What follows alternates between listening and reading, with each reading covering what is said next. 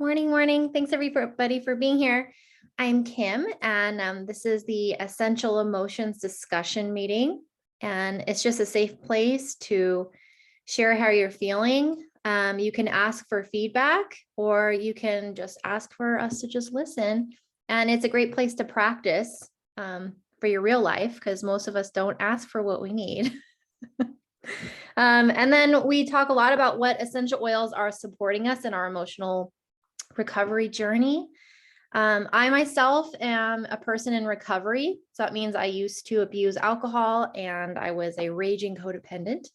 So me learning how to feel my feelings and be safe and understand the messages that my emotions are telling me. So it's literally learning a new language. Like, how do you interpret your feelings? And what are the action steps that come with those emotions? So I have been gathering like a little squirrel for winter, all of the things that people are looking for, but they wouldn't have looked for it unless they really, really needed it. So since I was like, my life was very unmanageable and now much, much more balanced, I'm gleaning my information for people going through some, even if it's something smaller of an emotional emergency, but anything that will help you feel your feeling safely and use your oils and be able to communicate with others. So, hi, Jess. So today we've been going through the 12 steps in the 12-step program. Today is step 11, which is pretty amazing. It's my favorite.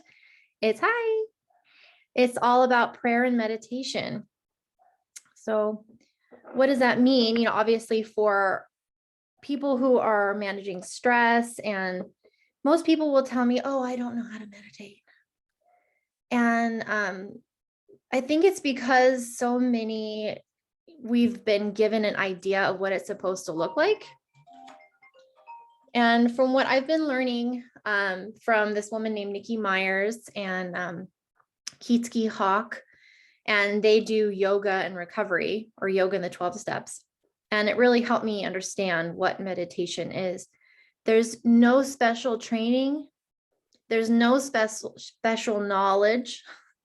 It's literally allowing yourself to be in the present. And that's it. So it's not a big deal. It's just like being right here, right now. So if you were to close your eyes and if your feet were solid on the ground, I'm going to invite you to try this with me if you like.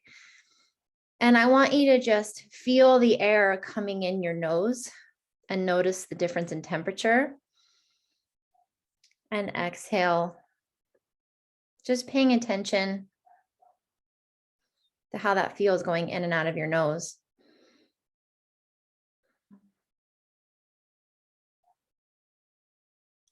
Now I want you to lengthen the exhale. So kind of make an ocean noise in your throat.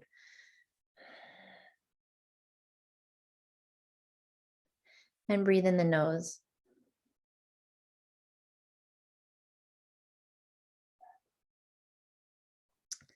That's literally it. So you feel how calm you feel, just a little bit. It's just a little tool. So it's just so that you can breathe. If you're breathing, you can't be thinking about the past and you can't be thinking about the future. You're just right here, right now. So I don't want people to feel like they have to overcomplicate it. One thing I really like to do when I meditate, or if I'm just like, I'm going to take 2 minutes to meditate, just something. I'm going to take a drop of an oil. I just picked up Copaiba. It happens to be one that helps connect you with your higher power. It works on this part of the chakras. So I just take a couple of drops in my hand, and I'm just going to breathe it in.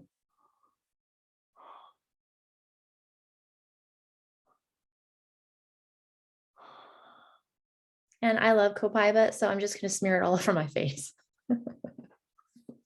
That's generally what I do.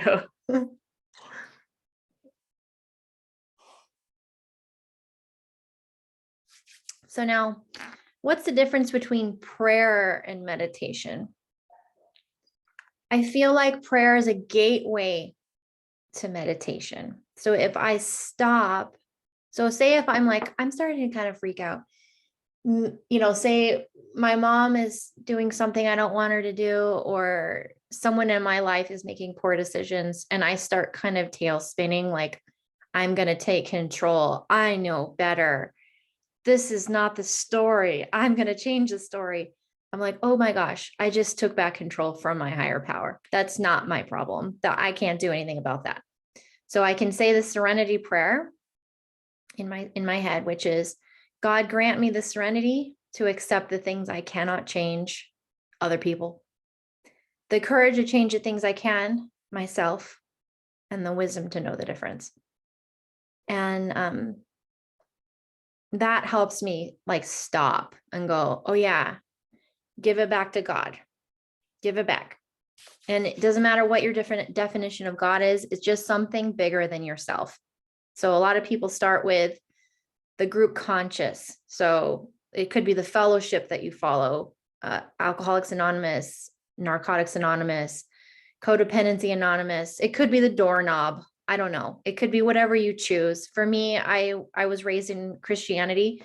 I just needed to change my definition a little bit, because my God from my childhood was a punishing God.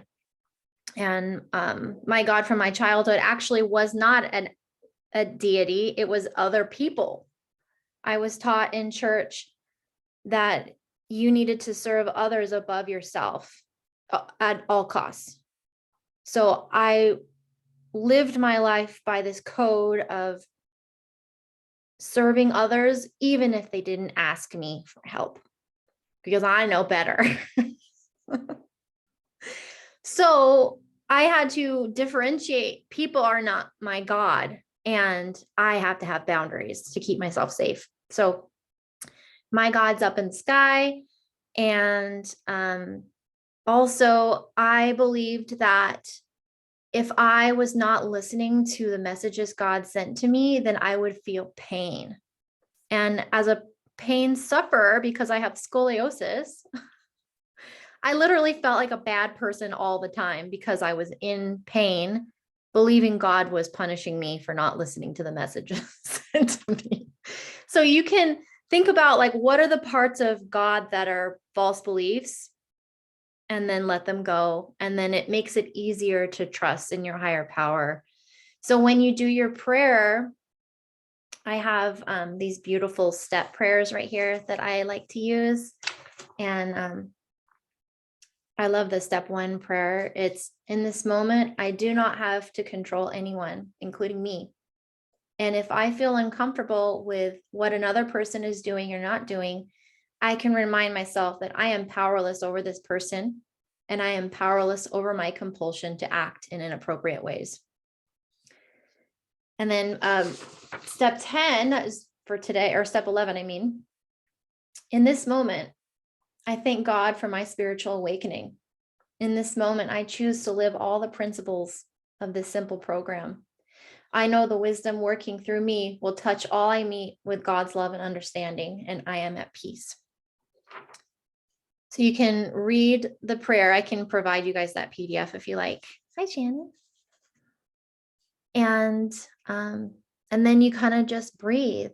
And what I believe about going on this journey of surrendering yourself and using the oils to connect, it takes all the layers of self that are disconnecting you from your higher power and from your ability to be present and be joyful.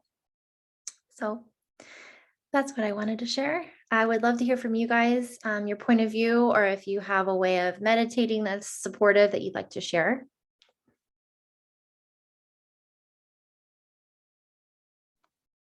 Good morning, everyone.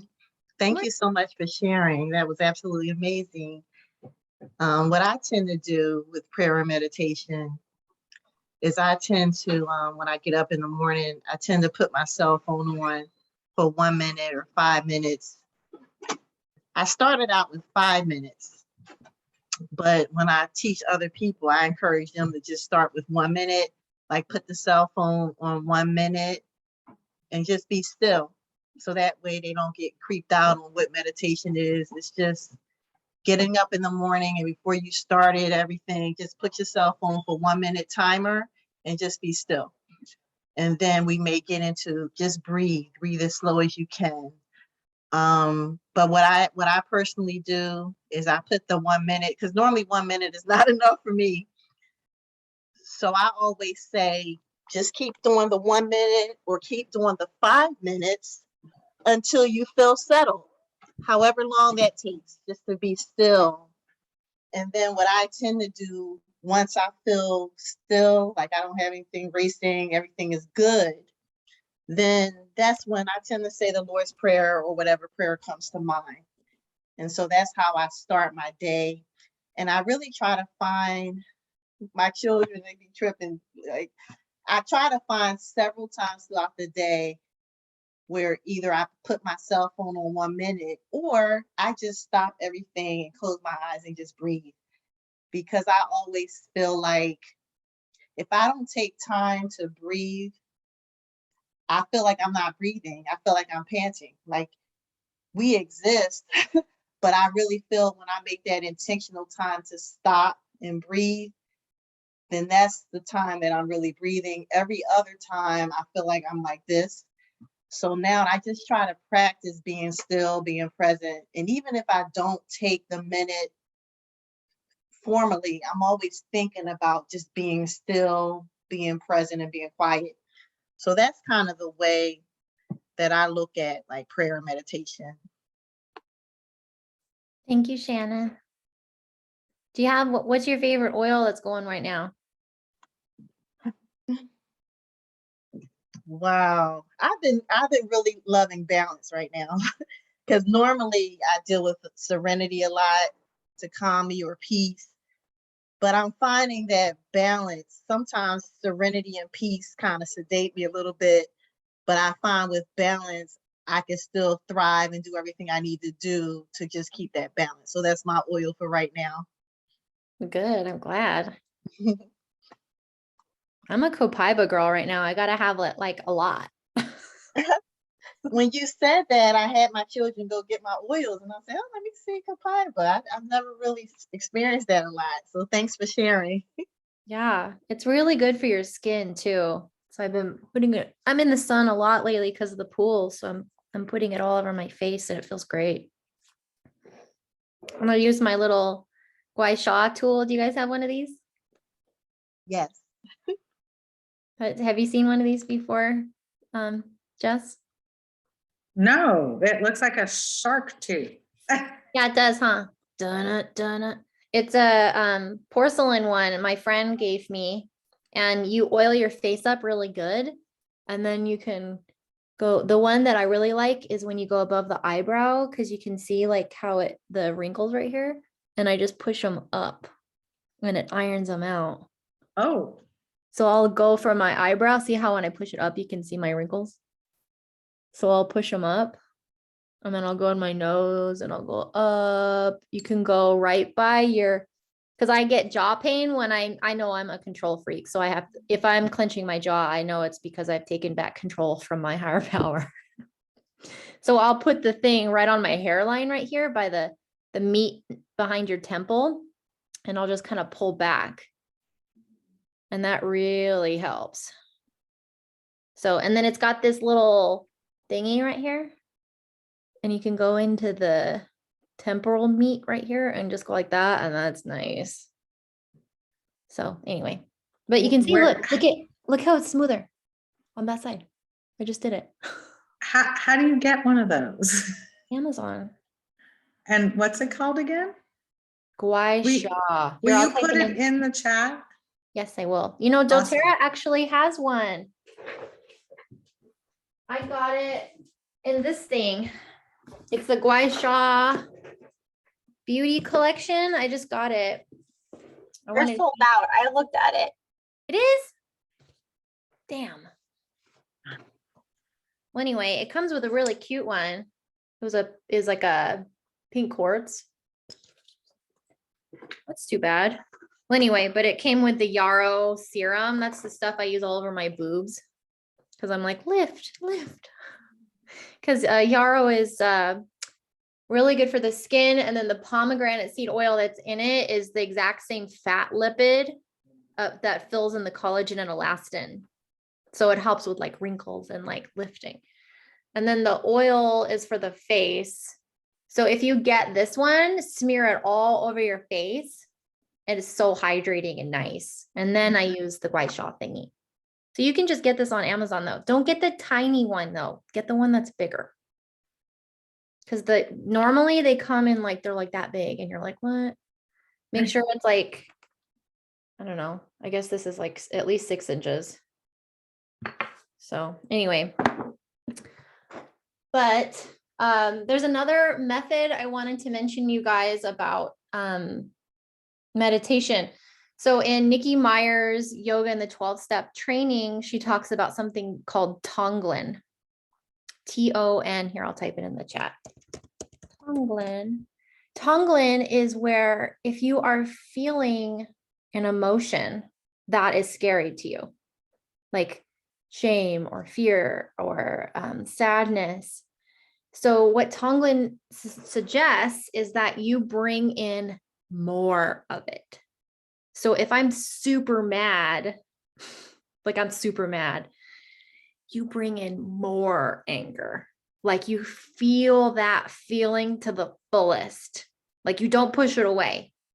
So if, say, my husband said something and I'm like, you bastard, I'm going to breathe in the most of that I can feel of that feeling, every little bit. And then I'm going to exhale compassion back. And I keep doing that. I bring in the anger, I exhale compassion. And then you make that bubble bigger. So maybe I was just thinking about my husband. Now I'm going to think about all the husbands. And then I'm going to exhale compassion to all the husbands. And then I'm going to make it even bigger. Like, so you just keep going for as long as you need. And then you'll notice the emotion has passed. It's moved out of your body. So what I really like about this practice is that it's people in recovery, or really anyone in general, because we're taught in our society, don't feel, don't show people your feelings. You're going to make everyone around you uncomfortable if you show your feelings. So in order for me to protect everyone around me, I won't show them at all. So I'll just stuff them inside. Sound familiar? So we don't want to do that. Obviously, go ahead. Sorry. I was going to say, for me, it's the opposite. It's don't show your feelings, because then that shows vulnerability and weakness. So I pass that on to all my children, like, don't cry, because people will, see your weakness. Okay, so the stoicism. There's actually a different definition of stoicism that I didn't understand. There's a philosophy of stoicism. I guess the like, those extreme hikers, like those people that are like, I'm going to go out in the wilderness and not take any food, and I'm going to hunt mice or whatever, or catch them elk. I'll have to look it up, but there's a whole philosophy on it that's actually not a negative like point of view. But anyway, I was hoping that might make you feel better about it.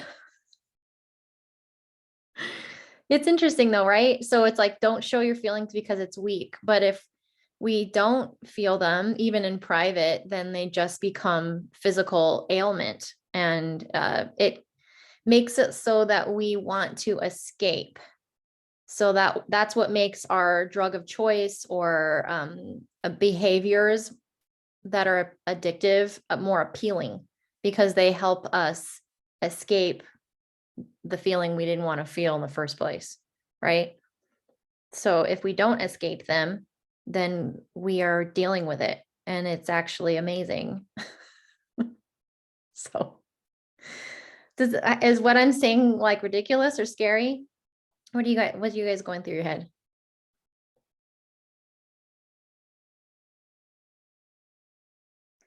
So the other day I woke up in the morning and I had a thought about an ex-boyfriend and about how that relationship ended and my behavior. This was, I don't know, I was a teenager.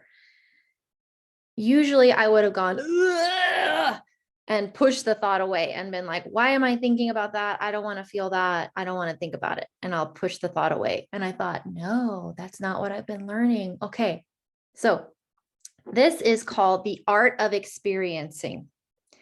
The art of experiencing is when you ask your higher power, you say, God, can you watch this replay with me?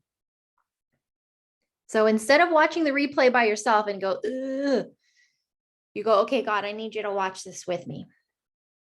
So I let myself watch the replay with my higher power. And then at the end, you talk to your younger self and say the thing that would have helped at the time. And afterwards, I felt like I don't have to be afraid to feel the things that make me cringe or have shame. I can ask my higher power to come in and help me and watch the replay. And that felt like such a huge recovery win to me that I don't have to be afraid. And that's exactly the kind of thing that would have made me drink in the past. Or it would have made me act out, where now the people, I've got extra attention and my kids want something from me and I'm not emotionally available because I'm now stuck in my head thinking about this thing, you know? So that's avoidance patterns and some of my shortcomings. So yeah, I'm really glad that we have these tools for meditation, and when we use our essential oils to connect, it helps to ground us back in our body faster. So let me show you an intervention tool that helps. So grab an oil. I'm going to choose lavender. So I'll just take a drop in my hand. And I'm going to just rub my hands together for at least like 15 seconds.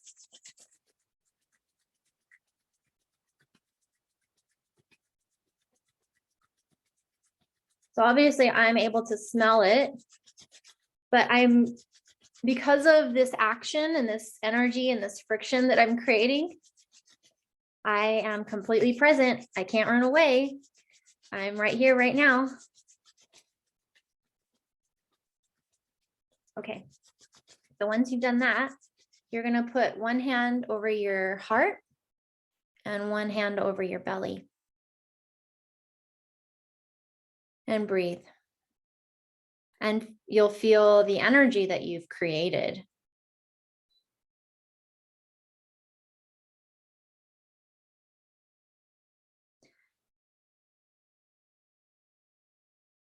And I like to do a little bit of that long exhale breathing. They call it Ujjayi breath.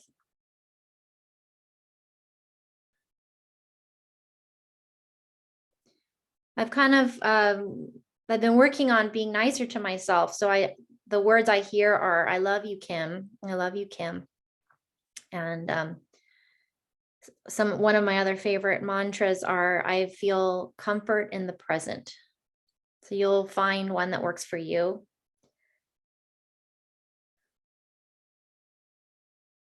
But that action, that hands-on, is how you can help calm your nervous system on your own. So I hope that helps you. That is a really easy intervention you can do any time of day.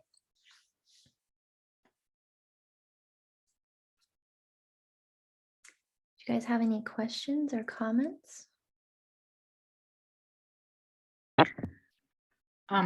This morning I was working on my my morning stuff, and it's funny because I actually did what Dina had suggested, because she made me aware of one of my triggers that leads me to my drug of choice. And she said, I need to always have something going, because when I need to be busy. So when I don't have things to keep me busy, then I turn to pot.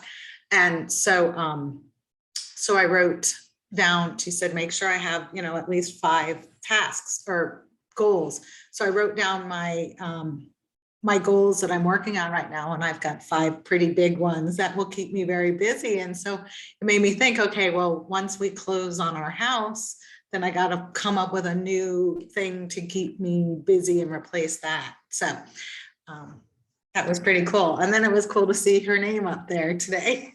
Hey. Dina's a pretty awesome person, and her hair is really nice. And I want to run my hands through it right now. So, what was I gonna say?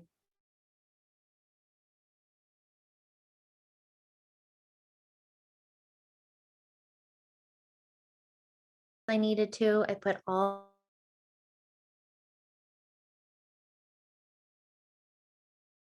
program I've put together for the 12 steps. So you guys will have access. You can go back, you can print out all the worksheets, you can see all of the meditations and prayers and everything that goes with it so that you can continue to use it. Because when you go through the 12 steps, you don't really just stop. The first time you go through, it's like a wide tooth comb. The next time you go through it, it's a little bit of a finer comb to get the extra bits, you know? So we don't want to like jar our system, like, you know, doing everything all at once. It's too overwhelming. But I really enjoy doing these recordings and connecting with everybody and just creating this safe community and safe space. So I have some ideas moving forward. I feel for the next step in my recovery, it has to do with food. My first addiction, how it manifested when I was 11 years old, was bulimia, and the need to control and make sure that I guess I was controlling my appearance. And that was really, really hard, that perfectionism thing at 11 years old. And when I was 17, I was exposed to a colon hydrotherapy clinic, and there was a raw food chef there, and they taught me how to eat, and I could eat well and be full and feel safe, and knowing that I'm doing something good for my body and that I wouldn't get fat. And, you know, it was just a huge psychological thing, but there is still a lot of emotions that come up and during meals or before or after that I feel that need to be dealt with. So I want to continue doing these, the Mondays in the same fashion where we're talking about emotional skills and communication, but also can we talk about, let's talk about what it is that we're feeling around our food. So that's kind of the energy that I'm getting. And I can feel my throat closing up. I'm nervous about it. I'm scared because it's kind of the last frontier for me. I don't know if you guys would like to share on your thoughts on that.